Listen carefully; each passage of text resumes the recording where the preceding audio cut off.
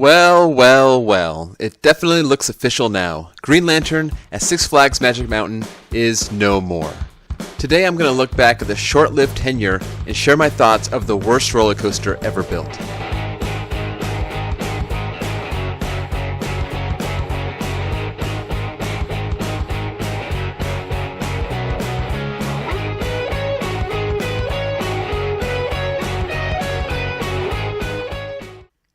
Green Lantern First Flight was the first Intamin Zaxpin to open in the United States, but it was the last one Intamin installed. There are 3 others still operating in Europe. This opened to the public on July 1st, 2011, and was being built right behind the restaurant I worked at, so I got a first-hand view of their construction. I worked at Pizza Vector, which is now known as Teen Titans Tower Pizza, from the fall of 2009 through April 2011. I rode this in its opening year in the summer after I left the company, and maybe 3 or 4 more times after that. I usually went a couple years between rides just to remind myself why it was so terrible. My final ride came in May 2017, and it was so bad that I vowed never to ride it again. I've always believed that this ride was dangerous, not only on people's backs and necks, but also their brain. My last ride put so much stress on my head, especially on that last element, that I was seeing spots. I thought if I rode this again, I might actually get seriously injured. It's such a jerky ride that flings you around like a rag doll, and it offers little to no enjoyment. A lot of people found the restraints uncomfortable, but they didn't really bother me as much as the jerkiness of the ride and the forces that made the whole thing just uncomfortable. So shortly after my last ride in May 2017, before I even had an Instagram account, the park shut the ride down and it never reopened. It's now been almost 2 years since it was last open. In early 2018, workers were installing trim brakes on one of the turns, so the park was obviously looking at fixing some of the problems with the forces to get it reopened. And now recent rumors are that a woman hurt her back and was suing the park, which is exactly what I thought would eventually happen at some point.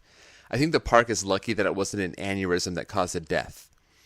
I'm not sure what happened between the time they were installing the trim brake and the decision to close the ride for good, since it never opened in the meantime.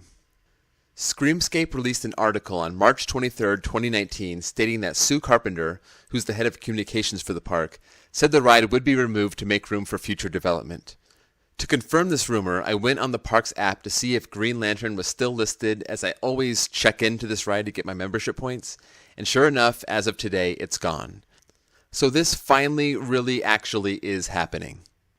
As for the future development, this plot of land is ridiculously small, but anyone who's been to Magic Mountain knows that Tidal Wave is right next to it, and that ride is pretty run down. But you can also see that Riddler's Revenge actually was built over Tidal Wave, so that whole space is not open for development.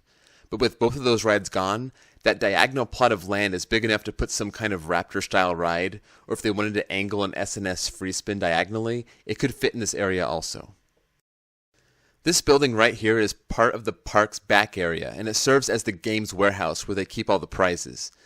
This is conveniently located right behind the main games area, but it's also taking up some prime real estate. So if they were to move it to the main back area where the park keeps its uniform and costume warehouse, cash control, training buildings, food warehouse, food service office, merchandise office, and also their communications building, all this they keep over behind Scream. This whole area could serve for a good-sized new coaster.